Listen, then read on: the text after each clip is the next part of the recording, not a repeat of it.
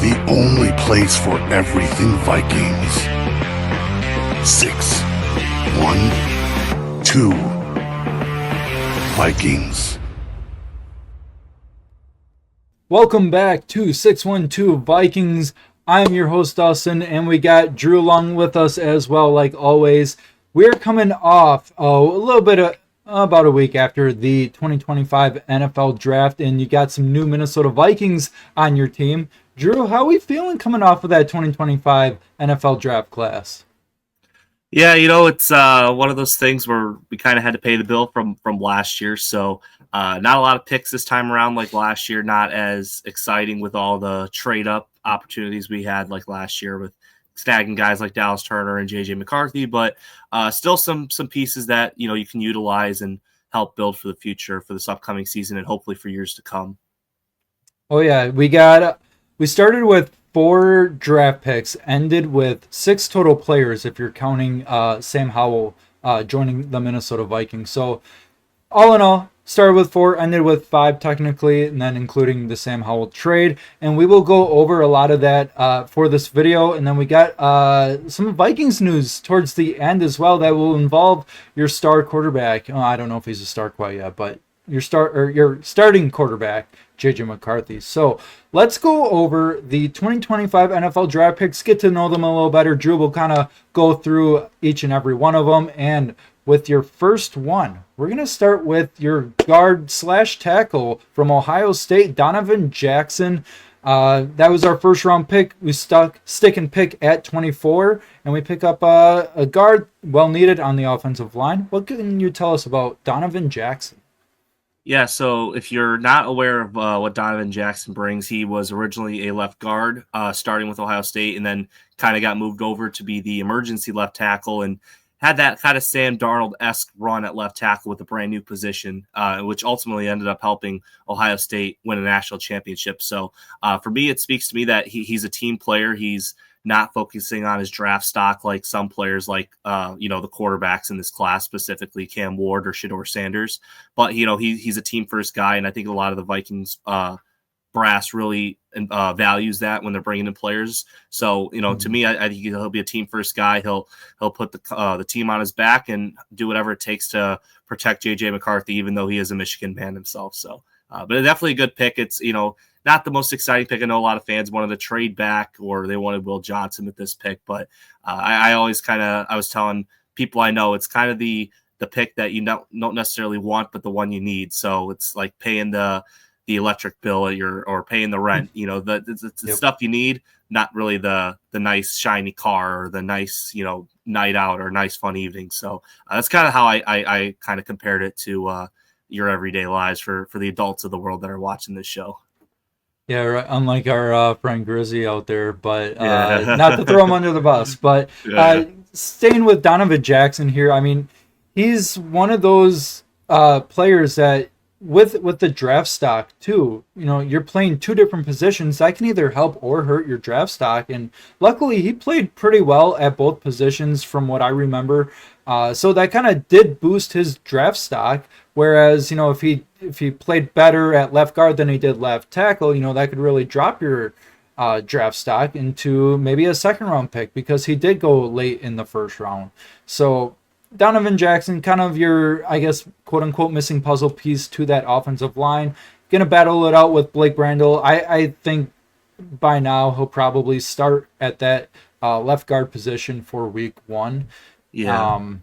But yeah, that's the thing to note too with Jackson as well is you really saw the if you're a big PFF grader or you tend to track those, you really kind of saw him as a left guard like with those high PFF grades, and when he got moved over to left tackle, which was that Penn State game, that's where you really saw the drop off really start to happen with this grade. So so it's kind of hard to kind of assess him because I know if you're looking at PFF and you're looking at all these advanced stats, they only give you the most recent year. So it's like, oh, well, he's got a true pass blocking grade of a 42. This guy must suck. Well, over half the season he was playing left tackle. So he's playing a brand new position. So I think you kind of have to give him the benefit of the doubt. So I think this is a great pick. I think this is one of those picks where, like I said, it's not the fancy one, but hopefully it's a pick where you don't really have to draft a offensive lineman for the next, hopefully 5 years if Brian O'Neill and Ryan Kelly could play at that high level for years to come. So, but yeah.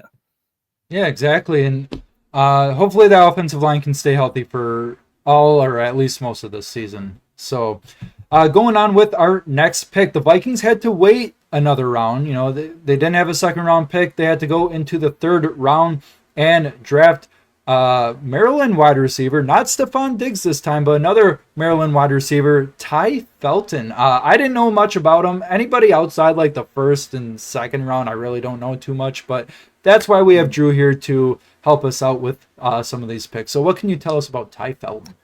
Yeah, so Ty Felton was definitely the number one receiver at Maryland. I know they kind of had a sneaky team where they weren't going to be, front runners in the Big Ten, but they're a team that could hold their own. But definitely they were starting the retool here with this last season with Taulia starting to leave Maryland. Didn't get that extra year, but Ty Felton is a guy who you look at and he's a yards after catch guy. So I think it's one of those things where you look at Justin Jefferson. He's a guy that really thrives in those like intermediate and yards after catches. I think that's where he does best in this offense. And then Jordan Addison is.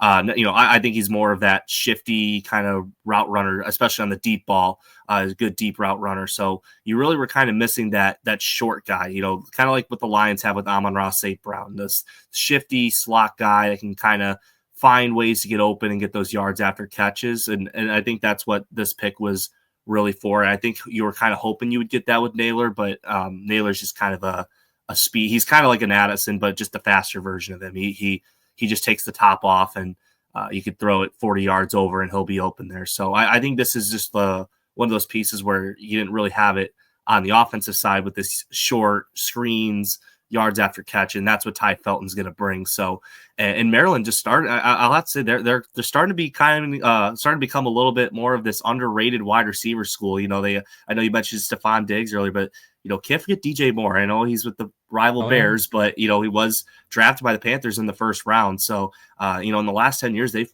put out some good receivers and haven't really had a lot of receivers that have come out. There hasn't been a lot, but when they have, they've been pretty effective in the NFL. So hoping that trend can continue and kind of maybe get, maybe a diet version of what the Bengals had with T. Higgins, Jamar Chase, and Tyler Boyd a couple years ago. Yeah, for sure. That's all we can ask for, and I think Ty Felton will probably be battling out that wide receiver 3 position with Jalen Naylor. Jalen Naylor's got the experience, but if Ty Felton can impress in camp, I think he's got that on lock. So going next to the defensive line, the Vikings went defense with their next pick, and they went with Tyron Ingram Dawkins. Like I said, I don't know much about him, but that's why, like I said, we have Drew here. What can you tell us about Ingram Dawkins?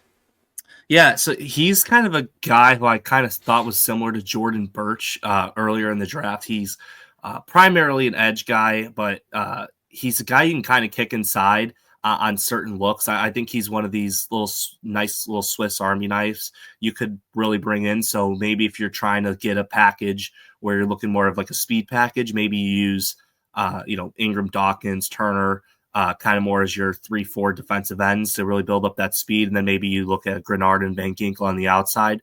And then obviously Harrison Phillips up in the middle, or maybe Jonathan Allen. But I think it brings a little bit of a more interesting dynamic because I don't think Gabriel Murphy was a guy that could be as fast as Dawkins, but he's more of the not as much of a power guy, but he's more similar to like a Grenard kind of style where he really thrives. Like that's kind of the similar skill set he has. So I think they're really starting to look at, we need speed off the edges. We need speed, especially with the division when you have Jahmyr Gibbs coming off the edges.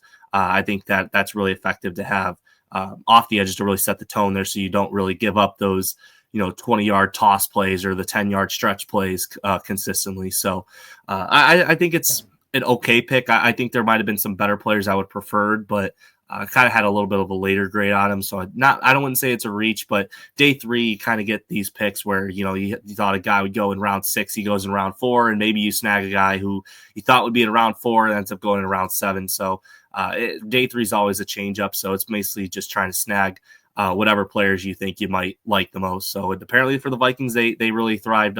They really think they could thrive with this the style look of what they got with Ingram Dawkins here.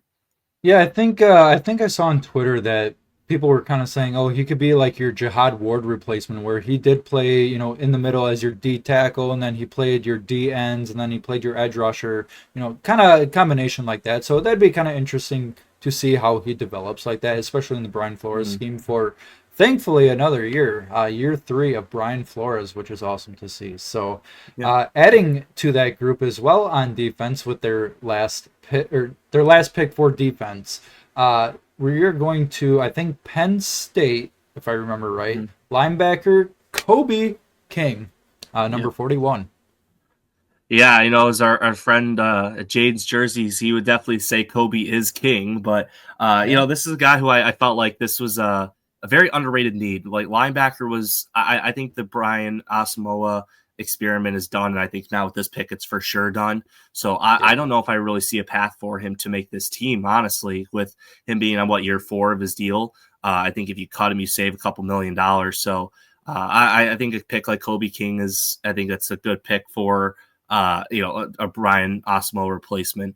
I think there's some other names too. I know some local Viking fans down on the Iowa side, they maybe looked at Jay Higgins, but Brian Flores really values speed and stopping the run, and that's what Kobe King can do for you. And he's kind of a diet version of Ivan Pace. May not have the pass rush ability of Ivan Pace, but can stop the run just as well, or possibly even better than Ivan Pace. So I think he'll be in these little sub packages where you might get him in on like a 2nd and long situation, or if it's a holding on a 1st down where they're going to run the ball, maybe he'll come in there and try to stop the run for you. So he'll just be a rotational guy, and honestly, maybe could potentially take the spot of Eric Wilson. So I think this was probably one of my favorite picks in this draft, was snagging a guy like Kobe King.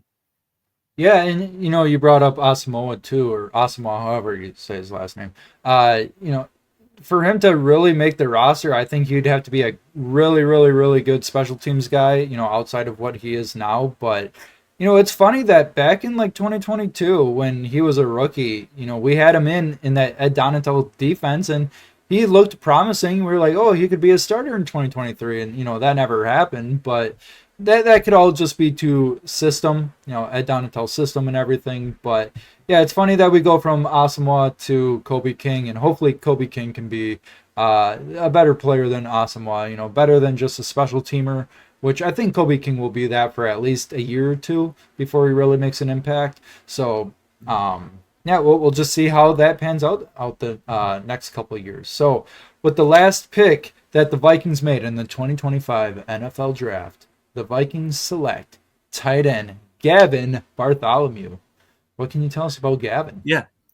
So the Vikings bring in a former teammate of Jordan Addison's back in his Pitt days. So this guy, I would say, is definitely a receiving tight end, which I was kind of surprised. I thought they were looking at more of a Munt replacement, which I honestly thought they were going to go Ben Urasek out of Georgia, but they ended up getting him as a UDFA, so no harm, no foul. So end up getting 2 for the price of 1, as they say. But this guy is a athletic freak.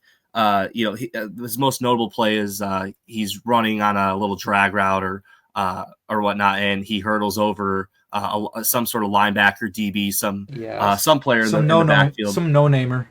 Yeah, some future what do you call it? Wallpaper, poster is the poster. Poster. Basically put him on a poster and just hurdled him and then continue to run after the catch. So, like I said, this is kind of a guy who, gets a lot of these yards after catch plays. He can really make that 5-yard catch and potentially a 12-yard catch. So, it's something that I kind of felt was underrated. I don't really think TJ is the type of guy who, you give him a drag route and he'll run it for 20, 30 yards. I don't think that's Josh Oliver. And after that, we really didn't have much. So I think this is a guy who you look at and you can maybe throw a drag route at him and get that 10, 15 extra yards if you're going in 3 tight end sets. So I think this is a okay pick. I think, at the time it was, some people were kind of confused on who's this guy. But when you really look at the numbers honestly on all these guys, really, you just see how athletic the Vikings went in this draft with guys like Donovan Jackson and King and Bartholomew and Ingram Dawkins and even Felton. Like, all these guys were, if you look at the RAS scores, their RAS scores like off the charts, as one of the best graded guys in their position. So I like I said, we'll see if he makes this roster. I think it's going to be between him and Urasek, and it'll be an interesting competition to see who wins that tight end 3 role going into the regular season, week 1. Yeah, I think there's a lot of really fun position battles to watch. That's tight end 3, possibly 2 if Bartholomew really impresses. We got cornerback positions, we got safety, defensive line, linebacker. A lot of those guys are already solidified starters, but just the depth version of those guys. Wide receiver 3 to add another one. But yeah, training camp is going to be really fun to watch for a couple of these positions, and a lot of these guys could be big impact guys. The way that their RAS score, relative athletic score, is that what it stands for? Yeah, relative athletic score. So, like Drew was saying, those scores were really high. That means they're very athletic people. So, it definitely matters on a team like the Minnesota Vikings, where you're running. You got to be effective in the run game. You're a pass heavy offense. Your defense is just raising hell, stuff like that. So other than that, I think the Vikings had a pretty good draft. But before the Kobe King pick, the Vikings actually made a big trade, and we've been looking for this QB2 for a couple weeks now. Everybody was panicking. Is it going to be Aaron Rodgers? Is it going to be Kirk Cousins coming back? Is it going to be Ryan Tannehill? That was a weird name to throw out there. But the Vikings did end up trading pick 142 for Seattle's quarterback Sam Howell, which I do like Sam Howell as our QB2. Insurance policy in case JJ McCarthy does go down at any point in the season. I think he's a viable starter for 1 or 2 games to kind of get you through a little rut. But what do you think about the Sam Howell trade? I think it was a pretty good value trade for the Vikings. Yeah, I think for Minnesota, you're looking at what's the best way we can save a buck on a position that potentially may not even see the field, and especially a guy who's young and also good enough to be that replacement level player. So last year that was Daniel Jones, a guy who came in on the vet minimum and was on a 1-year deal essentially to try to be in the quarterback rehabilitation program down in Minnesota with Kevin O'Connell. So I think that's kind of what you're getting here with the Vikings. And I think it's still yet to be seen how much the Vikings are taking on contract wise, but it doesn't look like it'll be too much on that. So I think he's on the last year of his contract. So you're probably looking at like $1 million or $2 million. Which is honestly really better than what you would have gotten in free agency of signing a guy like Rodgers to be your backup for $10 million or a guy like Tannehill for about the same price. So I think this is an excellent move, and you end up getting a guy, like Kobe King, who would have potentially you could have gotten at that original pick you had, and you end up trading back, snagging a backup quarterback and getting your linebacker that you wanted. So I think this was probably the best move of the night was trading back and getting a guy like Sam Howell to be your backup. Yeah, for sure. Definitely well needed. But on to the Vikings news. That kind of wraps up the NFL draft for the Minnesota Vikings. Pretty good draft. You got to trade out of it. You got your QB2. So starting with, I think it was just a couple days ago. It still counts as this week. We had a player sign, a fan favorite actually, sign for a 1-year, $23 million extension. And that is our boy, Andrew Van Ginkel. I don't remember what his original contract was, but he gets a very hefty extension. I think it's well-deserved coming off of the season that he had in 2024. Pairing him with Jonathan Grenard is probably one of the better duos in the NFL for edge rushers. And, having Dallas Turner in the mix too is definitely going to help. But how are we feeling about Andrew Van Ginkel getting that 1-year extension with the Minnesota Vikings? Yeah, you end up getting a steal, and I think to answer your earlier question, I think it was a 2-year deal for $20 million. So you snagged your second team All-Pro for nickels and dimes, which was a Yes. huge move of last year's free agency cycle with guys like Cashman. But the contract was backloaded, so I think for last year he's looking at about $7-8 million on the cap this year. I think he was about $13 million, give or take. But they took some of that money from this year and backloaded it to other years. So push some of it to next year. So for this year, you're looking at about $11.5 million in cap hit. Next year, it'll be $19.5 million on the cap hit, and then that'll be the last year of his contract with $8.8 million dead. So, like I said, you gotta, when you have good players like that, you gotta retain them. You gotta reward them for the season they put out. So, I don't think it would have been a scenario where he would have sit out. I don't think Van Ginkel is really that type of player to do that, like maybe some other guys would, but he's a guy that you got to keep around the building. If it ain't broke, don't fix it. So like the whole Case Keenum year, that was the saying every single week. If it ain't broke, don't fix it. You took your bottom 3 defense to being a top 10, potentially top 5 defense this upcoming season. So you got to keep good players in the building. And I know people are kind of concerned about Dallas Turner, how that's going to affect his development with the Vikings. And to be honest, I don't really see it really affecting it too much. I think you're going to start seeing him get a lot more work in. He'll kind of get more of the Patrick Jones reps. I think for that, I think they're just trying to capitalize on his potential, and it worked out great. You snagged a free comp pick out of it too. So getting a guy like Dallas Turner there with a lot more reps, you can rotate guys inside. And I know Flores likes to use those little rotations, and especially on those passing downs when we're blitzing like crazy. And let's not forget, Van Ginkel can be a stand-up linebacker too. So if you really want to get crazy, you can throw out Van Ginkel and pace if you want to blitz really heavily. So there's different types of looks you can use, and getting Van Ginkel your second team All-Pro on this deal still I think is a steal, because considering how much these edge rushers are getting paid, second team All-Pro getting paid $23 million is a pretty good deal. So I wouldn't say it's a team friendly deal, but I think it's a fair offer for both sides, and worked out great for the Vikings and for Van Ginkel too. Yeah, definitely well deserved for Van Ginkel, coming off the season that he had. And I was telling people this last year on, one of my TikTok lives that, yeah, we lost to Danielle Hunter. He was a fan favorite, great player, whatever. But one Danielle Hunter, like, is just about the same, if not, or two players is better than one player is what I'm gonna get at here. But Jonathan Grenard, Andrew Van Ginkel are just as good, if not better, than one Danielle Hunter. So yeah, that's the way I look at it. Yeah, the question I'm still going to ask every single time is just this offseason from last year alone. I think that's the kind of offseason you need from being a good team to the elite team. So a lot of it's going to obviously, a lot of people are going to say, oh, it's JJ, what are we going to get? And I mean, it sounds, never ending, but if this McCarthy move, if it pans out, you let Danielle Hunter walk, you let Kirk Cousins walk. I mean, how much money is that on your cap hit for years? About $200 million, maybe $300 million that you're just letting walk out the building, and you end up getting a guy like Van Ginkel to replace Danielle Hunter for $20 million for 2 years, and you snag McCarthy, and if he's a hit, you get him on a rookie deal. So this is the ultimate Moneyball moves that you're making. It's the moves that the media and maybe the casual fan that doesn't understand it, that you look at it and it's not about people you're trying to keep. It's how can we buy wins?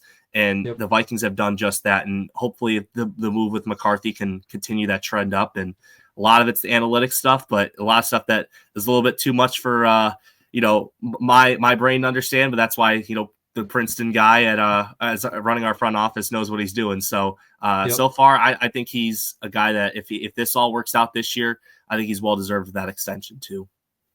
Yeah, for sure. And then before we get off to this video pause, we will show you guys a little juicy video clip. It's about a minute long for you YouTube audience, or I guess on the podcast you guys can hear it too.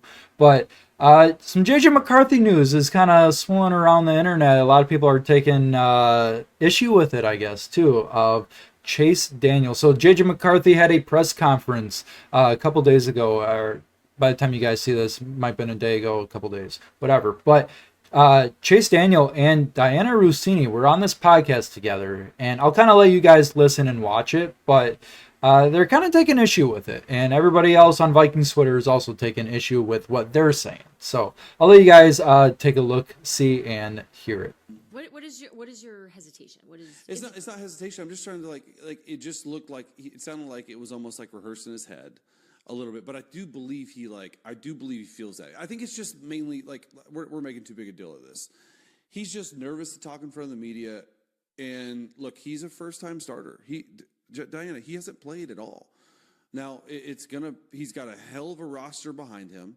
I'm actually looking forward to seeing what he can do on the field, because all this offseason talk about where's Sam Darnold, is Aaron Rodgers coming? I'm excited to see what he can do on the field. Just looks a little green there. Needs to work on that a little. Yeah, that'll come. I don't freak out over bad interviews or bad I'm not either. Press conferences. I know you're not, but I think we just listen to so many different people talk, and you don't hear nerves a lot in the NFL anymore, right? Most people just go. But maybe that's just part of his story, as we're going to watch him grow and see. And I'm with you. I want to see what he can do on the field. Vikings plus 470. All right, so that was kind of the clip, and I don't know. I kind of took issue with it too, because I'm like, where do you just come up with JJ McCarthy sounding like he's nervous? I mean, he probably does to some people, but JJ's a calm, cool, collected guy, very mature for his age as well. But Drew, I'll kind of get to you on this, but I just kind of was like, where like that just comes out of thin air. Like what I didn't hear like his nervousness in his voice or anything. I mean, he's the starting QB. I mean, it's okay to be nervous about it, but I don't know, to make it a whole topic about it's kind of weird if you ask me. But Drew, how do you feel about that? Yeah, I think with that, I think maybe it was because there's, not I want to say hesitation in his voice, but just more of it's not, I don't know if it's a confidence thing. Maybe it's just he was speaking too slowly, but a lot of times where, and if you guys don't know, JJ McCarthy does have ADHD. So, if you're not familiar with that, I know that's a popular thing going around with a lot of the younger generation coming up. But when you do have ADHD, a lot of it is organizing your thoughts, because your brain's trying to go 1,000 miles per hour, trying to speak like and get it out, and exactly like that. Yeah. So, so when you're talking like that, a lot of the times it's hard to organize your thoughts, because your brain is trying to tell you, get this out, and you want to go. So it could be that, just the reason why. Maybe it's the hesitation that might have thrown him off, but I don't think it's really an issue per se. I didn't really even notice it. I think it's just more, we're at the part of the year where media needs something to talk about. There's no more draft. There's no more free agency. We're not in the Super Bowl hangover anymore. So we kind of need talking points to kind of get us through between now until July. So you're going to start seeing a lot of the clickbait stuff, the rumor stuff's really circling around of guys wanting out or, sitting out of practice. And it's just going to be all clickbait stuff. So it's really, you kind of have to navigate through these thicker part of the waters until we get to the preseason. So I think that's really what it is more than anything. I think it's just more, they need a talking point, and they just want to pick on the Vikings, because the Vikings don't really like to, like I said earlier, is they don't construct a team that people really understand or are familiar with it. It's not a people game. It's analytics driven. It's what can this person do to buy us wins? Letting a guy like Kirk Cousins walk, letting a guy like Daniil Hunter walk, letting, Garrett Bradbury, an established veteran, walk, maybe not even re-signing Dalton Reisner. So it's the construction of the team that the media doesn't really understand. It's the really deep analytic stuff that I think the Vikings are really trying to turn towards in order to buy wins. And, like I said, the Moneyball approach, really trying to find what can give us that little extra advantage. They aren't the big market team. They're not the sexy market of a New York or a Los Angeles or a Chicago. Not that Minneapolis is, a bad city. It's just, it's kind of your mid-market team. So I think it's just kind of easy to pick on them just because they aren't really doing things that are the popular way of doing things. So, but regarding McCarthy at the end, I didn't really think it was really that much of an issue. I think it's just more they need some talking point to fill the void for the next 3 months. Yeah, can they not talk about our Pookie and our King JJ McCarthy? Like, pick somebody else, like Kenny Pickett. You know, the Browns got 5 quarterbacks. Talk about that.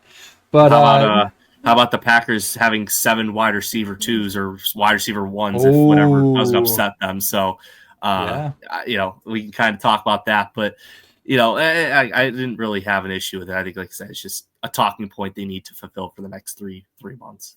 yeah, no, and it's probably like I've heard somebody say this too. I can't remember who it was, but they're like, Kevin O'Connell wants JJ McCarthy to say certain things, and then when he, if he says something that wasn't, part of like the script or whatever it was, he gets talking to by Kevin O'Connell, and rightfully so. You want to say the right things as a quarterback, especially your first year starting in this. So I don't know, like you said, I don't really care too much about it. It's just kind of a talking point, but it's like, oh, why do you have to talk about it? But other than that, let me know what you guys think down in the comments. If this is a big talking point or not, what your thoughts are on that, and we'll just kind of go from there, I guess. So, Drew, any other Vikings news that I forgot about that you want to talk about?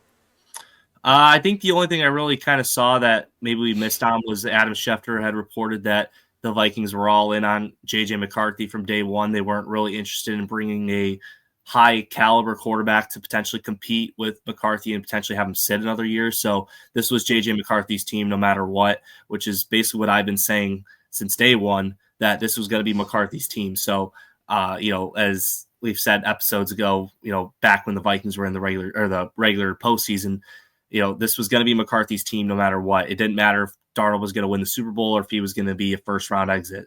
Had they won the Super Bowl, he would have priced himself out of the Vikings, cap situation or cap plans, and keeping guys like Darisaw and Van Ginkel we just mentioned, and you got like Justin Jefferson who's really going to start. You got to build a team. So you got to build a team, yeah. So you can't go ahead and start paying your quarterbacks, $60 million a year or $55 million a year, or else, you could be like the Lions and you'll have a couple more years, but then, with your big draft classes you've really had, now you're going to have to start letting guys walk. So, which is what you don't want. You want to keep the players that are good in the building. You don't want to let those guys walk unless you feel like they're worth a 3rd round comp pick, kind of similar to Darnold. So I think that was fine. I think you get another free pick and you can use that as a trade asset for next year to potentially have a big draft next year. So with all the picks we're going to have next year. So I think that's really just the big thing that I really saw more than anything else.